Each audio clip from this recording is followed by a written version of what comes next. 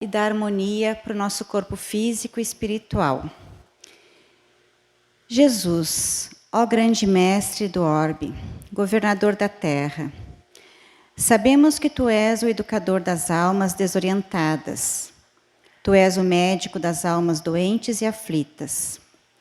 Aqui nesta casa, neste local luminoso, viemos em busca de ti, Senhor. Viemos em busca do teu consolo, do teu alento, da tua orientação. Somos aprendizes. Ensina-nos o caminho e a conduta, Senhor. Temos dores no corpo e na alma. Cura nossas mazelas, de acordo com o nosso merecimento e com a vossa misericórdia. Que possamos, nesta noite, fortificar nossa fé no Divino Mestre Jesus e no Pai Celestial. Que assim seja. O tema da noite de hoje está baseada no capítulo 19 do Evangelho segundo o Espiritismo, que eu esqueci ali, sob o título A Fé Transporta Montanhas. E é sobre isso, então, que vamos falar, sobre o poder da fé. E o capítulo inicia com a passagem de Jesus escrita por Mateus e diz o seguinte: quando ele veio ao encontro do povo, um homem se lhe aproximou e, lançando-se de joelhos a seus pés, disse: Senhor, tende piedade do meu filho, que é lunático e sofre muito, pois cai muitas vezes no fogo e muitas vezes na água. Apresentei-o aos teus discípulos, mas eles não o puderam curar. Jesus respondeu, dizendo: ó raça incrédula e depravada, até quando estarei convosco? Até quando vos sofrerei? Trazei-me aqui esse menino. E tendo Jesus ameaçado o demônio, este saiu do menino, que no mesmo instante ficou são. Os discípulos vieram então ter com Jesus, em particular, e lhe perguntaram: por que não podemos nós outros expulsar esse demônio? Respondeu-lhes Jesus: por causa da vossa incredulidade. Pois em verdade vos digo, se tivesseis a fé do tamanho de um grão de mostarda, diríeis a esta montanha: transporta-te daí para ali, e ela se transportaria, e nada vos seria impossível. Então, esta passagem está lá em Mateus, capítulo 17, versículos 14 a 20. Então, Allan Kardec, neste capítulo, que ele dedicou exclusivamente ao tema sobre a fé, ele fala neste item do poder da fé, aprofundando a questão da fé, demonstra ele que a fé pode ser de dois tipos. A fé imposta, que é aquela fé antiga, tradicional, denominada fé cega. E aquela que nós adquirimos através da lógica e da razão, denominada fé racional. Sendo assim, Kardec elegeu como sendo um paradigma da doutrina espírita que fé verdadeira é aquela que pode enfrentar a razão face a face em qualquer tempo, em todas as épocas da humanidade. E aí Kardec, para entender o significado da vida, que o significado da vida sempre foi um dos desafios da filosofia, ele compreendeu que fé, para ser legítima, tem que ser, acima de tudo, lógica, racional, fundamentada em fatos.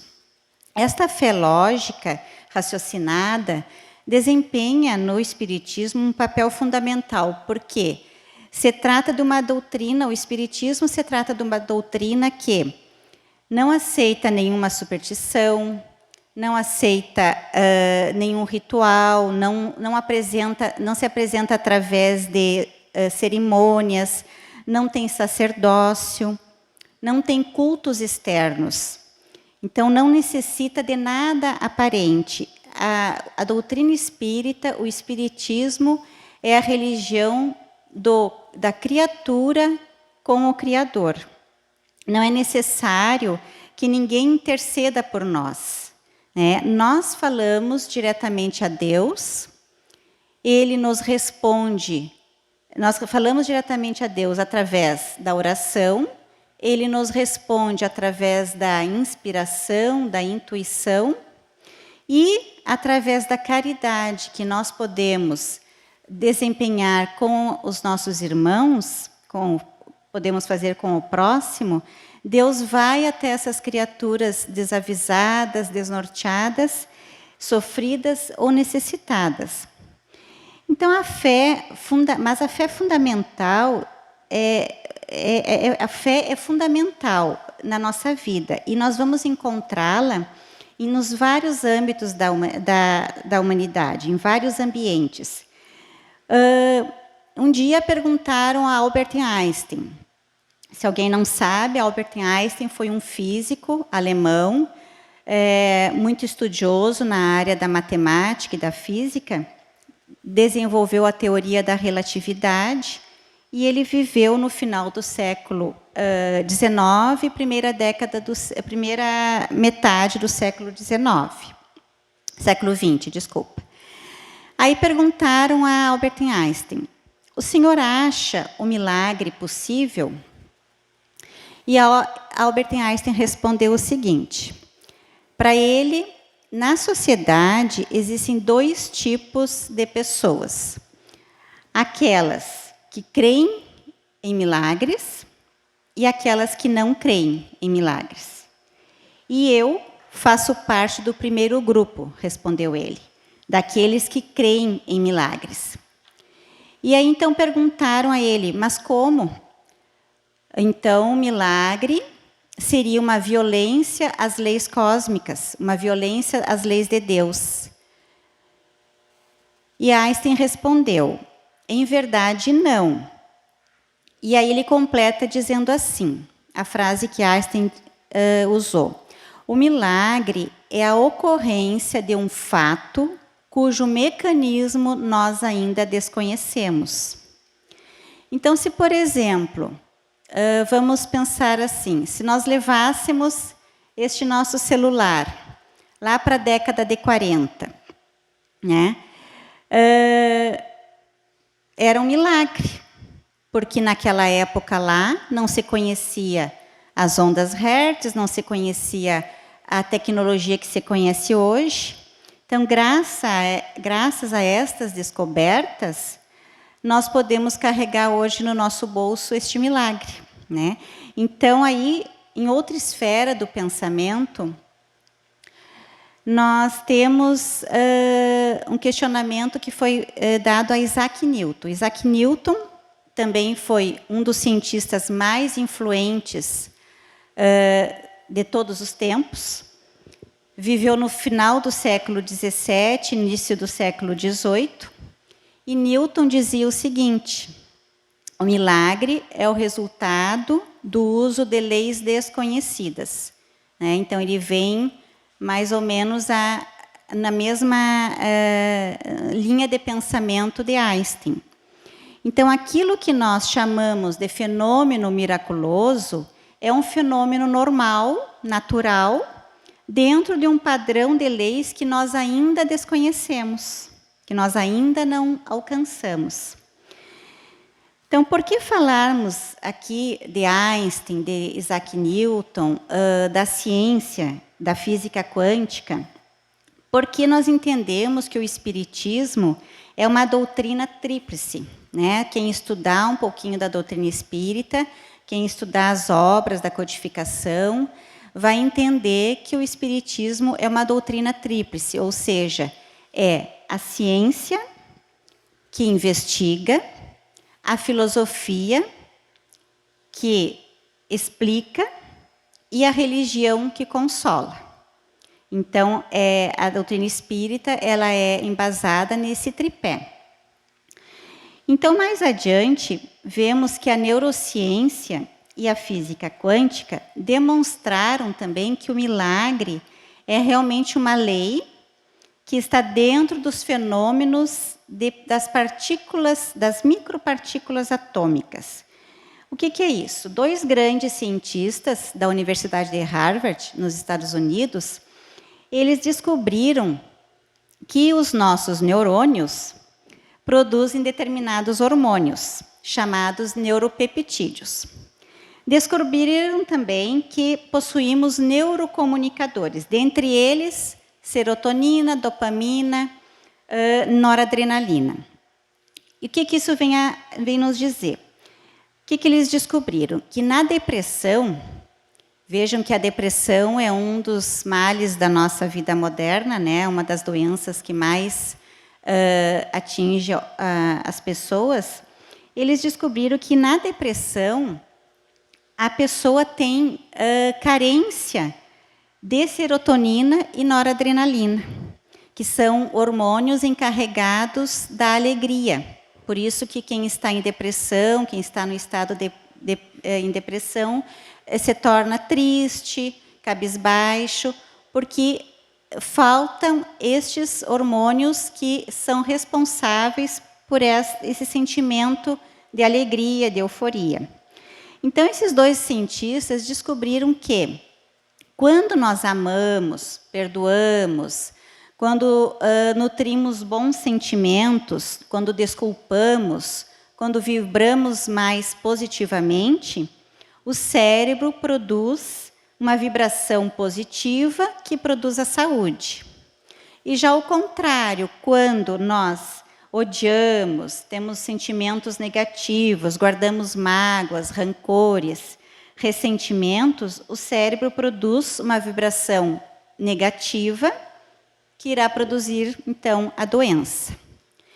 E, a partir disso, nasceu uma ciência chamada psiconeuroendócrino-imunologia. O que essa ciência diz? A mente produz para o sistema nervoso central, que produz para as glândulas endócrinas, que produzem para o nosso sistema imunológico. E este produz, então, para a saúde ou para a doença.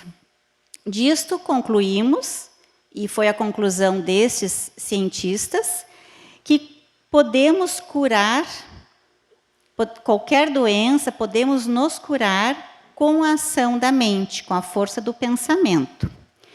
E aí o poder da fé nos leva a produzir em nosso campo mental estas substâncias, esses neurocomunicadores. A fé produz os bons hormônios que produzem a saúde.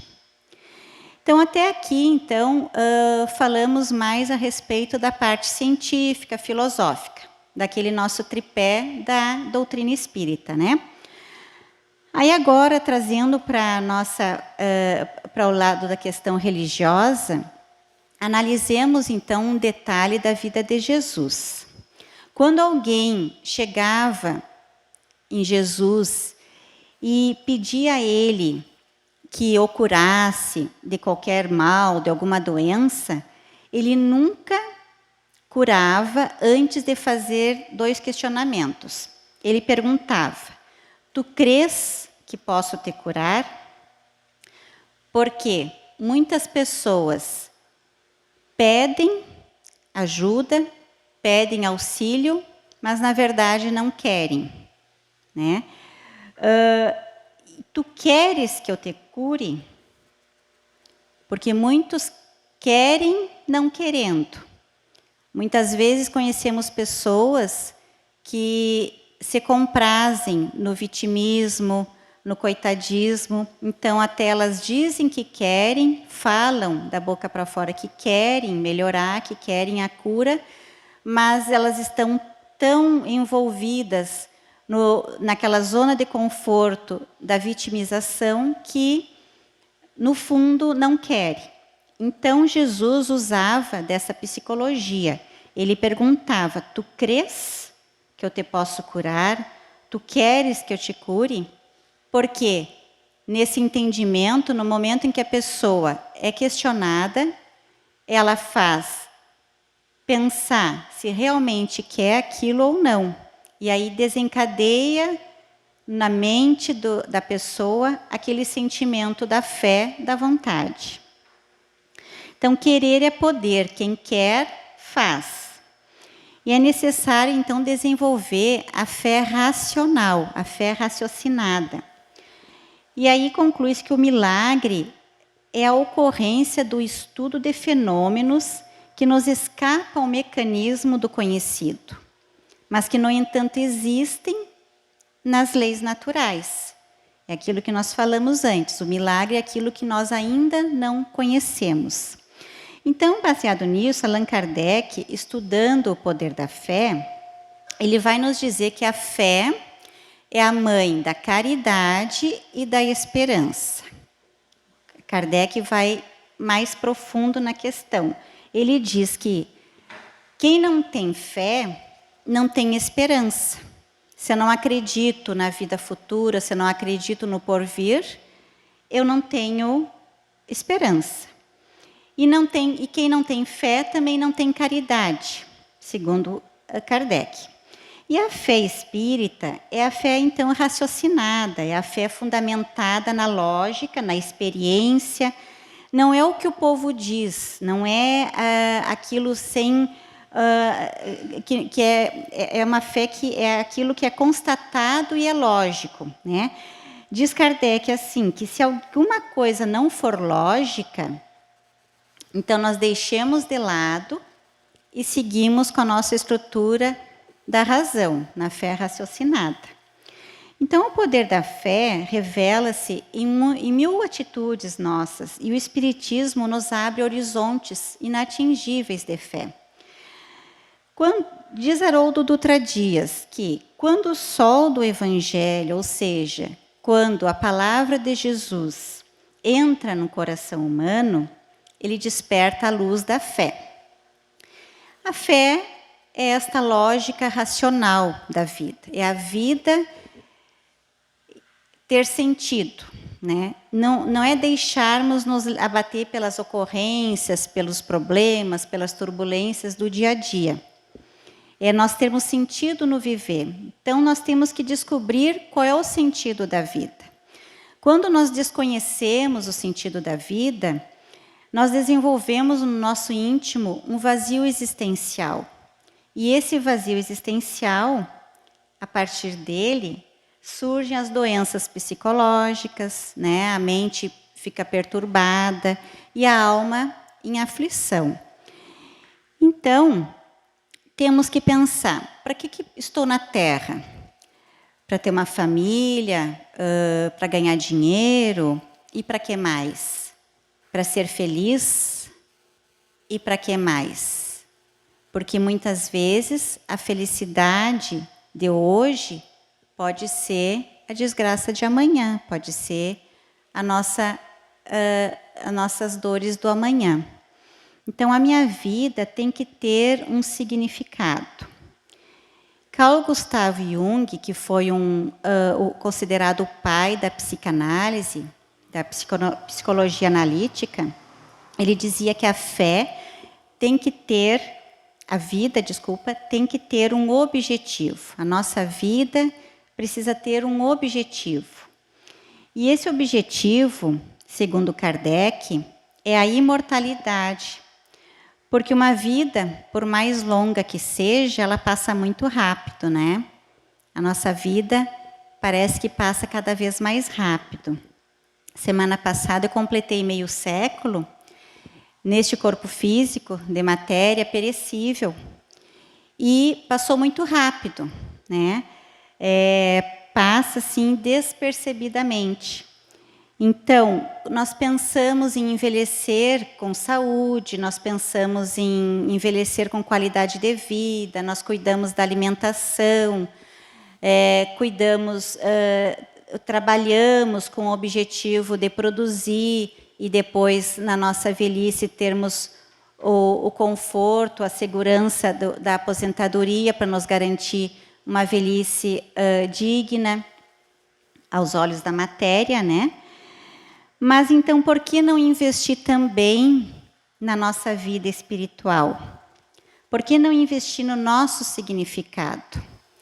Todo aquele cuidado que nós temos com o nosso corpo físico, com esse corpo de matéria, que sabemos todos que tem um tempo determinado entre o berço e o túmulo, que é um corpo perecível, um dia ele irá se desfazer, todo esse mesmo cuidado nós também podemos ter com a nossa vida espiritual, que essa sim é eterna, né? E aí, como que nós podemos investir na nossa vida verdadeira, na nossa vida espiritual? Divaldo Franco dá a dica dizendo assim: estudando a doutrina, conhecendo-a, abrindo nossos horizontes para o conhecimento, libertando-nos da ignorância, libertando-nos das crendices. Tem pessoas que têm tantas crendices, acreditam em muitas coisas que causa até um entravamento na vida.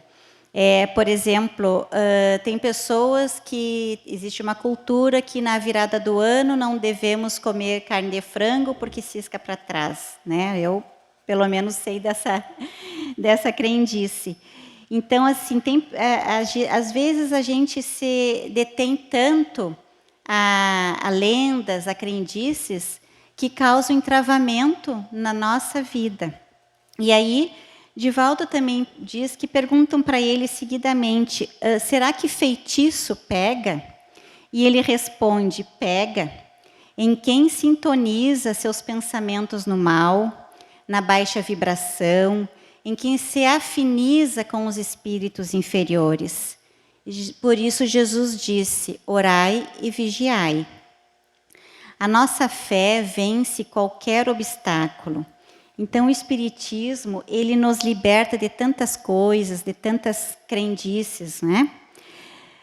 Quando eu era muito jovem, não conhecia absolutamente nada da doutrina espírita. E um dia, por influência, pela curiosidade, pela influência de pessoas que estavam à minha volta, eu consultei uma cartomante. E aí, nesse jogo de cartas, a cartomante me disse com toda certeza absoluta que o meu namorado, então, que eu tinha na época, não nutria um amor verdadeiro por mim, que eu deveria tomar muito cuidado, porque ele poderia acabar me deixando sozinha com um filho nos braços. Mas se passaram 31 anos, aquele meu namorado hoje se tornou meu esposo, Deus nos colocou 3 filhos nos braços e até hoje ele não me abandonou, né? Então, aquela previsão supersticiosa nada mais era do que um atavismo, uma fantasia, uma tradição, e nós muitas vezes nos apegamos a essas tradições, ficamos presos a essas crendices, né? Então o Espiritismo ele vem e nos liberta, porque é uma doutrina fatalista. O que o Espiritismo diz? Só nos acontece aquilo que é de melhor para a nossa felicidade. Vejam bem, né? Só nos acontece aquilo que é de melhor para a nossa felicidade. Muitas vezes está nos acontecendo coisas que nós achamos que aquilo não deveria ser assim, mas aquele é o caminho que Deus nos colocou para que o sofrimento fosse menor do que outro, né? Então, alguém pode dizer assim: mas eu sofri um grande acidente, perdi tudo, mas não perdeu a vida, né? Então, sempre temos que olhar o lado positivo, o lado bom das coisas, né?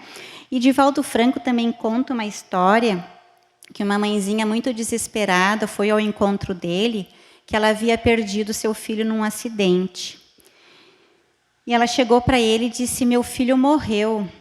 E os espíritos que estavam ali junto a Divaldo orientaram ele que falasse para ela assim: seu filho morreu porque tinha merecimento perante Deus. Já imaginou se ele ficasse tetraplégico o resto da vida, ali deformado na cama, matando você e ele sem morrerem nunca? E aí ela respondeu, é verdade. Então, por mérito de Deus, ele a levou para o seu seio, né? Claro que são situações muito delicadas, nós não podemos imaginar qual seja a dor de uma mãe nessa situação. Mas o poder da fé nos dá a certeza da vida futura, da oportunidade do reencontro com aqueles que se foram na grande viagem antes de nós. E para encerrar, temos uma passagem linda de Jesus. Aquele homem incomparável de Israel, aquele homem tão belo, tão nobre, que dividiu a história. Ele nasceu antes e depois a história da humanidade narra seus fatos. Ele foi tão grande que ele não coube dentro da história. E era um dia de primavera em Jerusalém. A terra respirava perfumes, o perfume das azaleias em flor. E a onomatopeia da natureza cantava um hino de louvor à vida. O sol fechava seu leque de plumas douradas no poente. E aquele homem, sentado na escadaria do templo, olhava a natureza festiva no Vale do Sertão. Passava por ali uma jovem mulher, bela, os cabelos caídos sobre os ombros, com algumas joias, vestida à moda da Babilônia. E vendo aquele homem belo, ela se enterneceu, apaixonou-se. Acercou-se dele e disse-lhe, Nazareno, eu sei que tu és Nazareno, pelos teus cabelos, pela tua barba, eu sei que és viajante e acabas de chegar, porque teus pés estão marcados pela poeira do caminho. E a tua testa está com o cabelo empapado de suor. Ele então olhou para ela. Nazareno, eu sou vendedora de ilusões. Eu vendo perfumes, eu vendo carícias. Sou muito rica. Os homens pagam verdadeira fortuna para estarem junto a mim. Hoje é o dia do meu aniversário. E eu já recusei um sacerdote, recusei um príncipe da Idumeia e recusei um legionário. Porque hoje sou eu quem vai escolher o parceiro para se deitar comigo. E eu encontrei-te a ti e quero convidar-te para que vás à minha casa, porque hoje é a minha festa. Tu vais? Jesus olhou para ela e disse, hoje eu não posso. Ó Nazareno, eu não fui clara, eu não vou cobrar nada de ti. As minhas burras já estão abarrotadas de ouro. Eu tenho poder, não te cobrarei nada. Eu somente quero convidar-te para que vás à minha casa e passes a noite na minha festa como um hóspede especial. Tu irás? Ele olhou-a e ao som maravilhoso da natureza em crepúsculo, ele disse, mas hoje eu não posso. Ó Nazareno, deixe-me dizer-te uma coisa. Os homens disputam as minhas carícias e eu as vendo a preço alto. A ti eu não cobrarei nada. Vem comigo à minha casa. Eu sequer te pedirei qualquer coisa. Eu colocarei uma escrava a teu dispor para bailar diante de ti. Eu lavarei os teus pés numa bacia de prata e os enxugarei com os meus cabelos. Eu não te pedirei nada. Vem.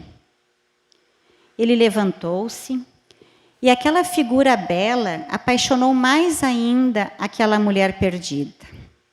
E ela disse: perdoa-me, eu assim procedo porque te amo. Eu vejo nos teus olhos uma estranha chama. Vem. Eu não posso, hoje eu não posso. Ó Nazareno, pelo menos venha à minha casa de meretriz e senta-te, para que eu te olhe na porta e possa dizer depois que um dia o homem que era bom como a felicidade, nobre como a labareda de fogo e puro como a espada nua, passou pela minha casa de mulher perdida e não me tornou pior. Tu virás?